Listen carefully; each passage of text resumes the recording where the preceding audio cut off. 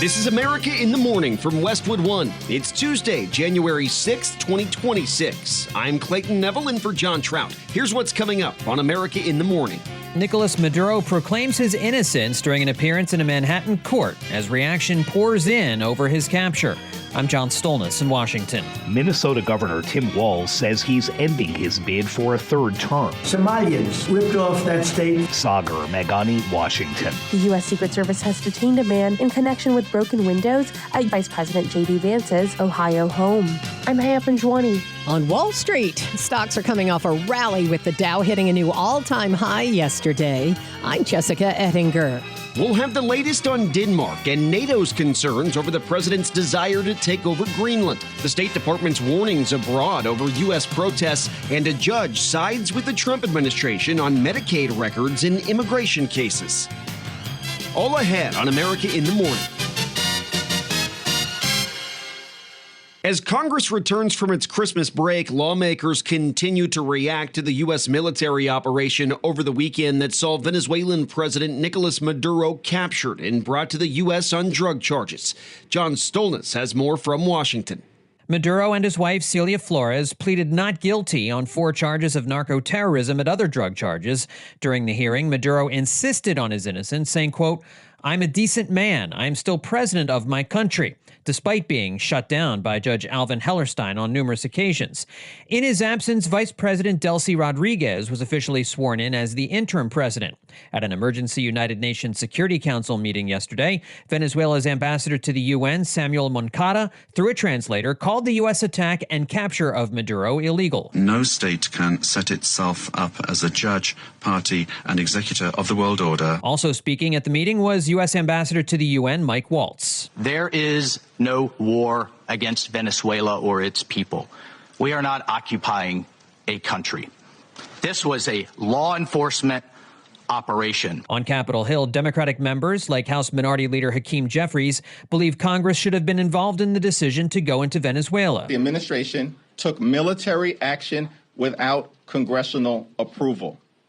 It was military action, not a law enforcement action, despite what members of the administration are claiming. On CNN, Democratic Senator Bernie Sanders says the military action makes America less safe. If the United States can attack and kidnap the president, what is stopping any other country on earth, for whatever reason, or terrorist organizations from launching military attacks? Republican Senator Rick Scott, however, had high praise for the president. In my lifetime, he's the first president that really cared about Latin America.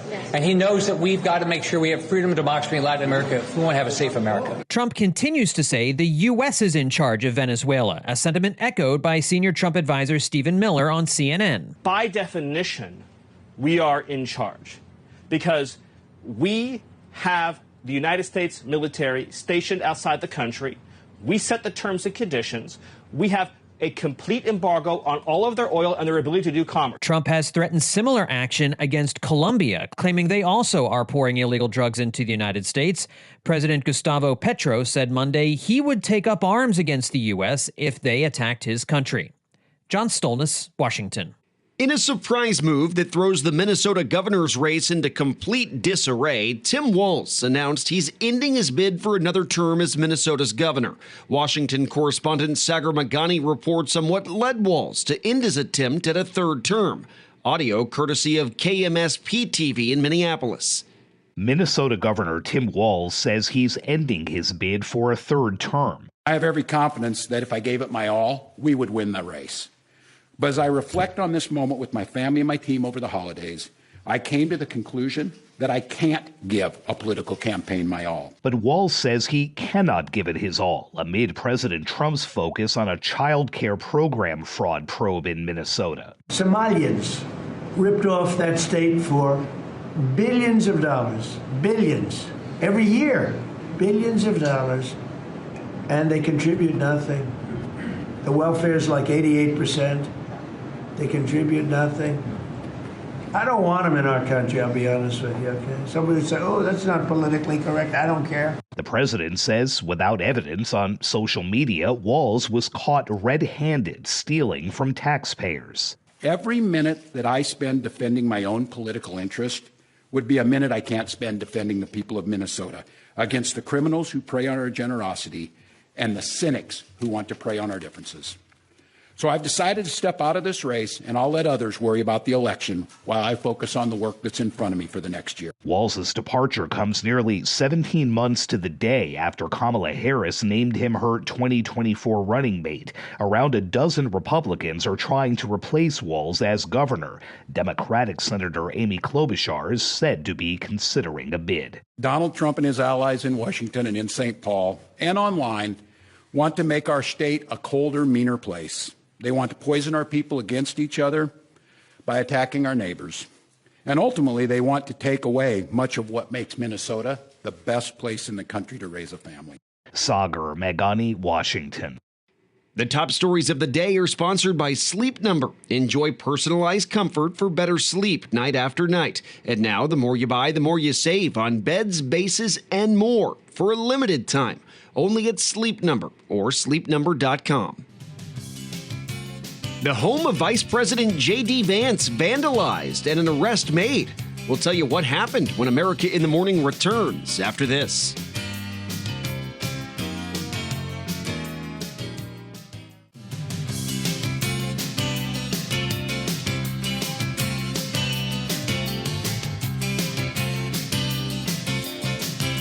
The first Tuesday in January is expected to bring drier weather to parts of the West and still pretty cold temps around other parts of the United States. Here's meteorologist LaTroy Thornton. Today does finally bring relief in California after days of rain have brought a very fast start to precipitation totals in 2026. Cities like San Francisco, Los Angeles, Sacramento, and Fresno are already significantly ahead of their historical average rainfall pace through just the first 5 days of this month, and much of the same area is also out to a warm start to the year. But all those cities have less in store for precipitation today, with little more than perhaps a stray shower around the San Francisco Bay Area, and not far from the LA metro either. A new storm reaches Northern California with showers later today, perhaps mixed with snow into the higher terrain.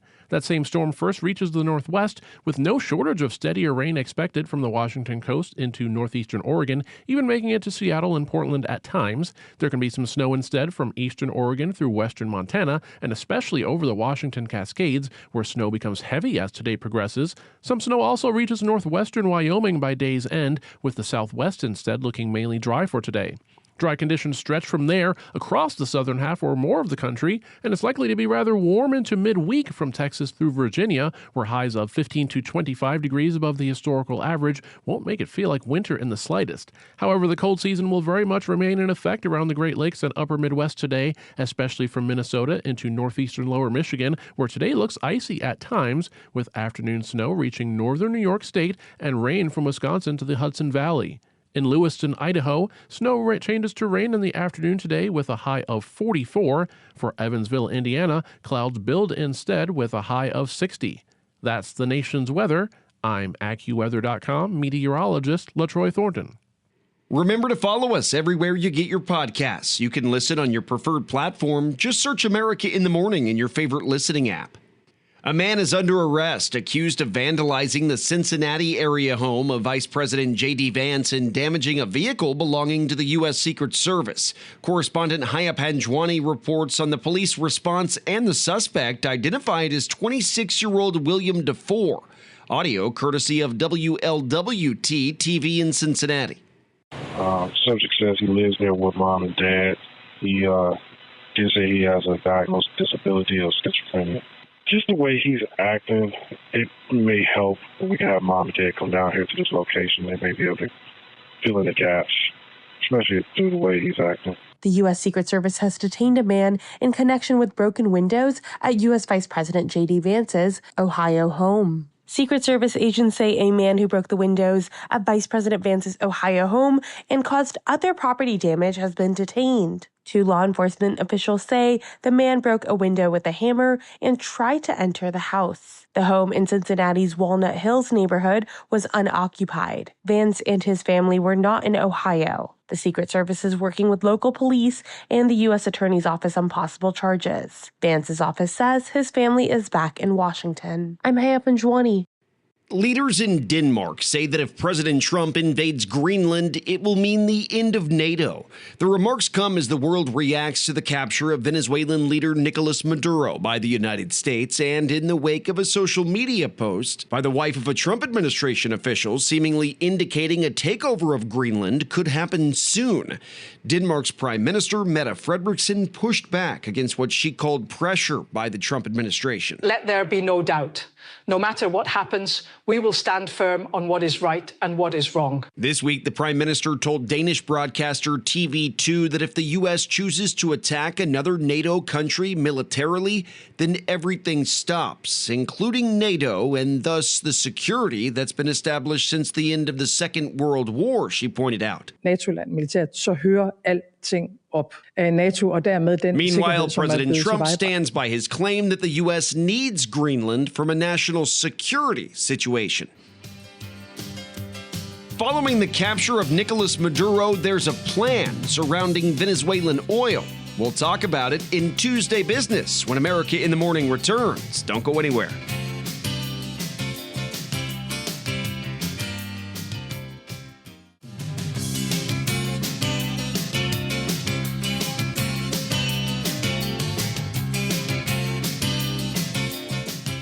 Here's CNBC's Jessica Ettinger with Tuesday Business. Wall Street opens this morning after a rally for stocks to start this first full week of 2026 trading. The Dow was up 600 points. It hit a fresh all-time high. Financial companies hit new highs, too, like Goldman Sachs and Charles Schwab, Morgan Stanley and J.P. Morgan Chase, Capital One and Bank of America. I mean, new highs are never bearish. In general, you have most stocks up today. Banks are very strong. That's CNBC's Mike Santoli. Ousted Venezuelan leader Nicolas Maduro pleaded not guilty to drug trafficking charges in federal court in New York. President Donald Trump has floated a plan for U.S. oil companies to help rebuild Venezuela's aging oil industry. Well, it turns out that American oil companies tell CNBC they don't have any plans to go into Venezuela anytime soon. This concept going around that suddenly Exxon is going to show up or ConocoPhillips is going to show up in Venezuela tomorrow is simply not true. We're talking about a country that would require, if not a decade, close to it, tens of billions of dollars of investment. And if it does begin, it will begin with the Schlumbergers, the Halliburton, and the Baker Hugheses of the world, because to build out any extra oil output, you first need to modernize and invest in the infrastructure of oil. Who pays for it? And that security guaranteed. If you're going to bring down a couple hundred or a couple thousand American or Western nation workers to go down and improve this, you better darn well make sure that they are safe, they have housing, and Venezuela right now and probably for months or years to come is not a nation that anybody is going to describe as stable. That's CNBC's Brian Sullivan. The starter dose of the daily Wegovy pill, GLP-1 weight loss drug, officially on the market in the U.S. at pharmacies like Costco. But this oral GLP, I mean, the data here is pretty extraordinary at a lower cost here. You also have an effective therapy. And Lilly is expected to release their oral GLP sometime in 2026. So the two will be battling it out. It looks like the data on Novo and Lilly is pretty comparable here. So the two will have to be duking it out when it comes to price point more so than efficacy. That's Dr. Vin Gupta on CNBC. The Novo Nordisk semaglutide pill starts at $150 a month. A pill version of Eli Lilly's tirzepatide Zepbound will be decided on by the FDA later this year. More than a third of Americans racked up holiday debt this season, more than the year before. A Lending Tree survey says debt per household hit more than $1,200. That's up from $1,100 last year and the highest level in 3 years. On today's watch list, it's 1 month till the Winter Olympics in Italy. Demonstrations surrounding the capture of Nicolas Maduro are happening worldwide. Some of those demonstrations have turned violent. We'll have details when America in the Morning returns after these messages.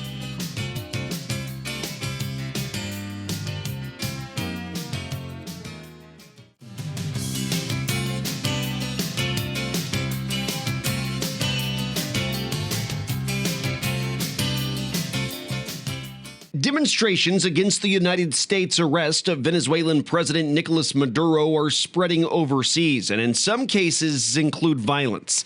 The U.S. Embassy in Mexico City reports protesters threw rocks and painted vandalism on the embassy's exterior walls. The U.S. State Department has issued worldwide advisories regarding public gatherings at American embassies in nations to include Chile, Brazil, Colombia, even Greece, Sri Lanka, and a number of European and Asian nations. The State Department in those countries is warning people to be aware for the potential of anti-American sentiment. A federal judge has ruled that some Medicaid data can once again be shared with immigration authorities and ICE for deportation cases. Correspondent Lisa Dwyer reports. A U.S. federal judge has ruled that the U.S. Department of Health and Human Services can resume sharing the personal data of certain Medicaid enrollees with deportation officials. 22 states had sued. For now, the latest ruling only allows the agency to hand over basic biographical information about immigrants residing in the United States illegally. Those living illegally in the U.S., as well as some who are lawfully present, are not allowed to enroll in Medicaid. But federal law requires all states to offer emergency Medicaid coverage for life-saving services in emergency rooms to anyone. Immigration advocates say that the disclosure of personal data could cause alarm among people seeking emergency help for themselves or their children. I'm Lisa Dwyer. America in the Morning for Tuesday, January 6, 2026 is produced by Jeff McKay. I'm Clayton Neville in for John Trout, and this is Westwood One.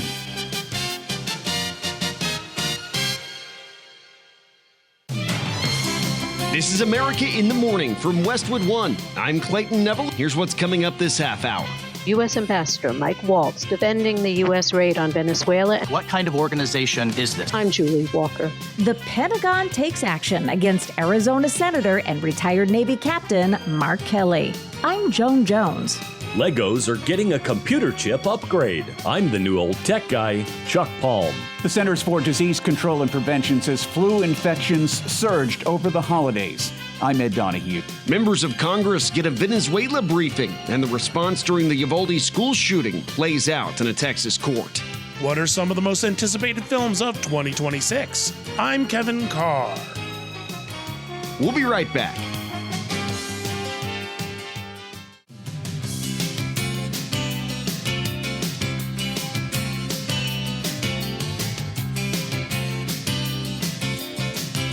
Some good news for those out west, finally getting a little bit drier in California and other spots. Still cold in parts of the east, though. Here's LaTroy Thornton with your forecast. A messy storm around the Great Lakes brought areas of freezing fog and even freezing drizzle to Minnesota and Wisconsin Monday evening, and a sign of things to come through the day today. The center of the storm will track its way mainly across southern lower Michigan today, but as warmer air tries to push into the north of that zone, the colder air at the surface will be slower to budge. This means that freezing drizzle and potentially dense freezing fog may continue several hours into today over Minnesota before ending with an icy start over north central Wisconsin as well, until rising temperatures change that ice over to rain. Otherwise, places from northern Wisconsin through northern and northeastern Michigan face some slow and slick travel conditions for much of today, with areas of snow, sleet, and freezing rain developing. The rain and drizzle extend to the south of that zone from southern Wisconsin to northern West Virginia, even much of Pennsylvania and upstate New York, as the storm continues to press eastward with its less cold air mass, but some snow develops this afternoon for northern New York instead. Coastal areas of New England and the Northeast in general do look dry today, as does the Mid-Atlantic and through the south, where some impressive warmth will mean high temperatures 15 to 25 degrees above historical averages that are generally not far from the lowest of the year at this point. Much of California finally dries out today after the latest extended wet period, but another storm makes its way onshore in the Pacific Northwest today with some steady rain near the coast, showers of rain and snow farther inland from Oregon into northern California later in the day, and some steadier snow even around the Idaho-Montana border, and even becoming heavy through the Washington Cascades. The Plain States look dry today. That's the weather across America. I'm AccuWeather.com meteorologist LaTroy Thornton. Remember to follow us everywhere you get your podcasts. Follow and listen on your favorite platform. Just search America in the Morning in your favorite listening app. It was a busy day in New York City on Monday on two fronts regarding the U.S. capture of Venezuelan President Nicholas Maduro, who faced a judge in Manhattan federal court for the first time, pleading not guilty to drug trafficking charges, while at the United Nations, a debate grew for and against the U.S. military action and Maduro's arrest in the UN Security Council. Correspondent Julie Walker has the story. A defiant yet deposed Venezuelan President Nicholas Maduro declaring himself the president of my country as he protested his capture and pleaded not guilty Monday to the federal drug trafficking charges the Trump administration used to justify the brazen raid that removed him from power. Speaking Spanish, he said, "I was captured," before being cut off by the judge. Asked later for his plea, Maduro said, "I am innocent. I am not guilty. I am a decent man, the president of my country." Now, if Mr. Maduro is found not guilty by a jury, of course, he will be set free.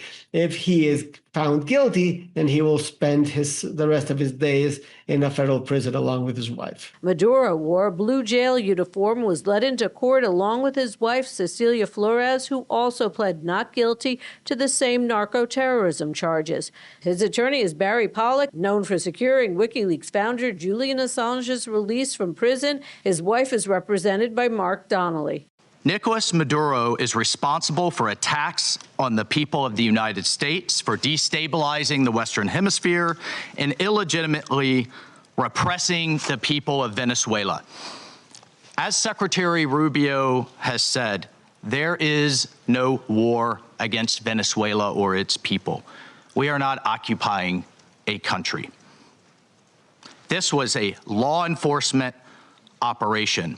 At an emergency meeting of the UN Security Council, U.S. Ambassador Mike Walz defending the U.S. raid on Venezuela and arrest of President Nicolas Maduro and his wife. If the UN and the United Nations in this body confers legitimacy on an illegitimate narco-terrorist and the same treatment in this charter of a democratically elected president or head of state, what kind of organization is this? Speaking through a translator, Venezuelan Ambassador Samuel Moncada urging the UN to demand Washington release Maduro and his wife. If the kidnapping of a head of state, the bombing of a sovereign country, and the open threat of further armed action are tolerated or downplayed, the message sent to the world is a devastating one, namely that the law is optional. Also weighing in, Danish ambassador to the UN, Christina Lassen. The inviolability of borders is not up for negotiation. Denmark has jurisdiction over the mineral-rich Greenland, which President Trump has repeatedly said he wants to take over as well. I'm Julie Walker. At the White House, elected members of Congress met with President Trump and members of the administration to receive a briefing on the U.S. action in Venezuela. There were protests in a number of capital cities around the world against the United States. In Caracas, correspondent Luke Garrett reports Delcy Rodriguez has been named Venezuela's interim president after Maduro's arrest, and President Trump, who has stated that the U.S. is not at war with Venezuela, said the new interim leader must work with the United States moving forward. Delcy Rodriguez, Venezuela's vice president, has been ordered by the country's high court to assume the role of interim president after U.S. forces captured President Nicolas Maduro in a weekend raid. Here's what to know. The order by the high court was backed by the country's military. Rodriguez was part of a group of senior officials in Maduro's administration that now appears to control Venezuela and had previously overseen much of Venezuela's oil-dependent economy and its intelligence service. She is a politician and lawyer educated in Britain and France. Her brother is the head of the Maduro-controlled National Assembly, and their father was a socialist leader arrested for his involvement in a kidnapping who later died in police custody. Unlike many in Maduro's inner circle, Rodriguez avoided criminal indictment in the US, though she did face US sanctions during Trump's first term for her role in undermining Venezuelan democracy. After Maduro was captured in the US strike on Venezuela, Rodriguez said the raid violated international law. US President Donald Trump said the US would run Venezuela temporarily and called on Rodriguez to provide total access to her country or face consequences. We're going to run the country until such time as we can do a safe, proper, and judicious transition. So We don't want to be involved with having somebody else get in, and we have the same situation that we had for the last long period of years. So we are going to run the country until such time as we can do a safe, proper, and judicious transition. We can't take a chance that somebody else takes over Venezuela that doesn't have the good of the Venezuelan people in mind. Rodriguez has offered to collaborate with the Trump administration, posting on social media that she hoped to build respectful relations with the U.S. They're cutting his rank and his retirement pay. We'll tell you who and why when America in the Morning returns.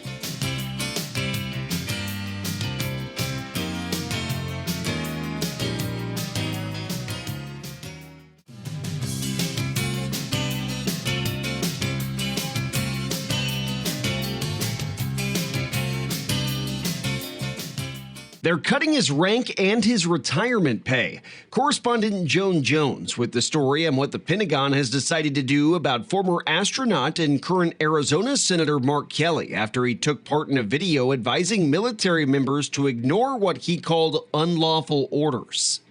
The retired Navy captain, who went on to become an astronaut, will see his Pentagon retirement pay trimmed after Secretary of War Pete Hegseth announced he'll knock Kelly down from a captain. It comes after the Arizona senator and 5 other members of Congress issued a highly produced video that encouraged military members to, quote, ignore commands that they considered illegal.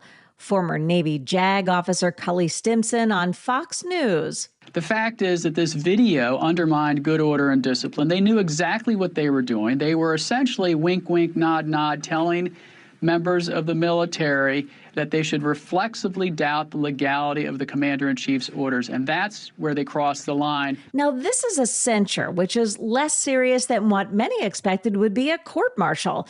In the letter from War Secretary Hegseth, he says the censure is for conduct unbecoming an officer. Senator Kelly responded online saying he'll fight that censure with everything he's got. And he launched an attack on the President of the United States. I've got a question for you. How many generations of Donald Trump's family have served in the military? 0. Now, his options may be limited. The censure letter from Secretary Hegseth warns Kelly against engaging in more bad conduct, saying the senator may be subjecting himself to criminal prosecution or further administrative action. I'm Joan Jones. The trial is underway for a former Uvalde school officer years after 19 students and 2 teachers were killed at Robb Elementary School in Texas. Nearly 400 officers from multiple agencies responded to the 2022 mass shooting, but 77 minutes passed from the time authorities arrived until a tactical team killed the shooter. Attorney Matt Manning told 3 News in Corpus Christi that this trial could shape the future of police accountability in Texas. What's really interesting about the way this indictment is written is that this indictment and this statute actually has 4 different mental states, which is not always something that you see. So it can be proven intentionally, knowingly, recklessly, or criminally negligent. So the reason that's important is practically what that means is that the prosecutors are going to try to convince a jury, even if you don't think he intentionally didn't act, even if you don't think he recklessly failed to act, his act is criminally negligent. The panel of 12 jurors and 4 alternates were seated Monday evening by Judge Sid Harrell after hundreds of prospective jurors were asked what they knew about the response and their impressions of what happened. The judge said, though, that he's not looking for jurors who know nothing about the shooting, but instead those who can be impartial. Gonzalez was granted a change of venue, and the trial is underway in Corpus Christi. A Canadian woman trying to enter the United States will instead be sent directly to jail. The FBI reports the woman was stopped at the Peace Arch border separating British Columbia with Washington state, carrying a marijuana vape pen in her possession in violation of U.S. law. She tried to walk through a buffer zone at the Peace Arch State Park, and when border agents stopped her, she hurled insults at them and kicked one agent in the face. That woman now faces federal assault charges. Swiss authorities have now identified all 116 people injured and the 40 who died in the New Year's Eve resort blaze. Correspondent Charles de la Desma reports. Authorities had previously given a figure of 119 injured, on top of the 40 people killed. But police now say 3 people admitted to hospital on the night of the disaster in Kras, Montana, have been linked in error to the blaze at the crowded Le Constellation bar. They add the severity of the burns had made it difficult to identify some victims of the fire that broke out at about 1:30 a.m. on New Year's Day, requiring families to supply authorities with DNA samples. The injured included 68 Swiss citizens, 21 French nationals and 10 Italians. I'm Charles de Ledesma. Legos, a favorite of kids for decades, is now going high-tech. Chuck Palm has this story today in his news segment, The New Old Tech Guy. Legos are getting a computer upgrade. The Computer Electronics Expo every year in January announces major advancements from places like Samsung, Apple, and now Lego. They're calling it the Smart Brick, and it's a standard 2x4 Lego brick, just like the ones we've known for decades, but now packed with a tiny custom computer chip. It will include sensors, lights, sound, and even wireless charging. Lego calls this their most significant evolution since the minifigure back in 1978. Smart Bricks will detect nearby NFC tags embedded in special tiles and other minifigures, or even other smart bricks via a Bluetooth mesh network. That means your Lego builds can react in real time as a lightsaber hums when you swing it, engines roar on an X-Wing, or the Imperial March plays when Darth Vader takes a seat in his TIE bomber. There's even inertial sensors for tilt and motion, light sensors, and a microphone that acts as a trigger, like blowing on a birthday cake, to make candles flicker. No recording or AI, so all your privacy, or your kids, stays where it should. The first sets are expected to hit the shelves March 1st, starting with 3 Lego Star Wars kits, priced from $70 to $160. This could be a game changer for kids and grown-up builders alike. Visit thenewOldTechGuy.com. I'm Chuck Palm. Robert Workman has sports. The NFL playoffs begin this weekend. For the rest of the league, it's back to the drawing board. 3 NFL coaches got the pink slip Monday. The Raiders fired Pete Carroll after just 1 season and 3 wins. The Cardinals dismissed Jonathan Gannon. He won 15 games over 3 seasons in Arizona. And Kevin Stefanski's 6-year run in Cleveland is over. They made the playoffs twice, but this year went just 5-12. That makes 6 openings at the moment. The college football playoff semifinals are coming up. However things shake out, Mississippi quarterback Trinidad Chambliss wants to return to the Rebels next season if the NCAA approves his 6-year waiver. The 2-time Division II champ at Ferris State missed all of 2022 with respiratory issues and is requesting a medical redshirt. That would give him 1 more year of eligibility. The Rebels are just 2 wins away from their first ever national title. In the FCS championship final in Nashville last night, Montana State blew 2 14-point leads, but came back to beat Illinois State 35-34 in overtime for the Bobcats' first national title since 1976. NBA, the Hornets thumped the Thunder 124-97. Charlotte outshot the champs 53% to 37 and out-rebounded them 52-33. The Raptors ran past the Hawks. Atlanta is working with all-star guard Trae Young on a trade months after the team opted not to offer him a contract extension. That's Tuesday Sports. If you're waking up not feeling 100%, you're not alone. It's flu season, and we've got potential record numbers to tell you about when America in the Morning returns.